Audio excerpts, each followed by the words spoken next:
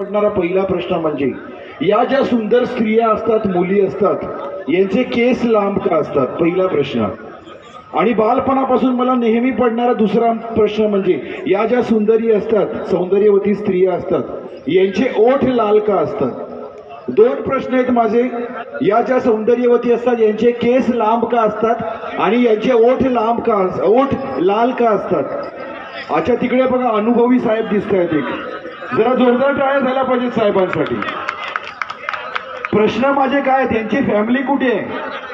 यांची फॅमिली कुठे आहे? प्रश्न बघा माझे काय आहेत की स्त्रियांचे केस लांब का असतात, ओठ लाल का असतात? साहेबांनी हात वर केला, एक्सपर्ट आहेत.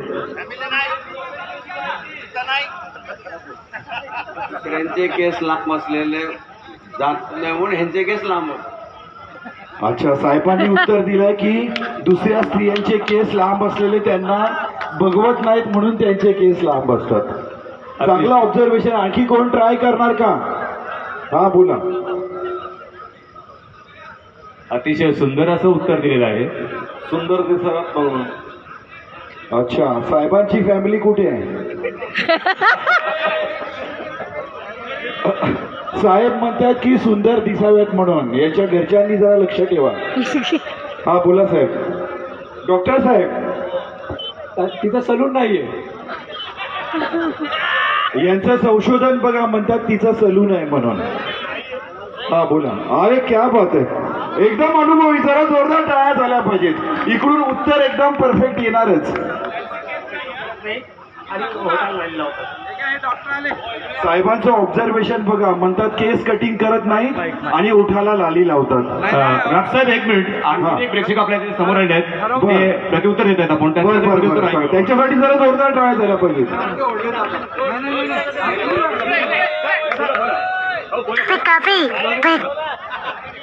तुमचा प्रश्न आहे की स्त्रियांचे केस लांब का असतात आणि ओठ लाल का असतात? दोघांना एकच उत्तर आहे की सारखे ओढले जातात ते.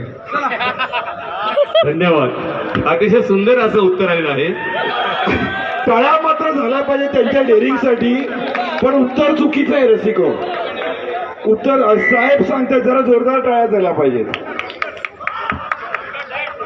एक मिनिट.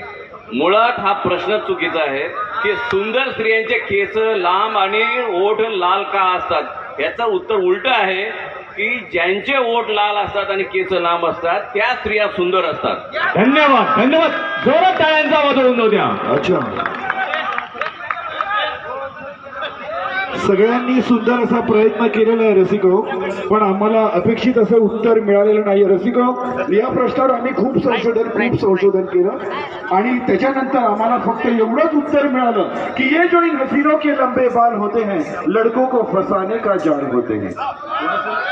ये जो इन हसीनों के लंबे बाल होते हैं लड़कों को फंसाने का जाल होते हैं. न जाने कितनों का खून पीती है, इसलिए तो इनके होठ लाल होते हैं.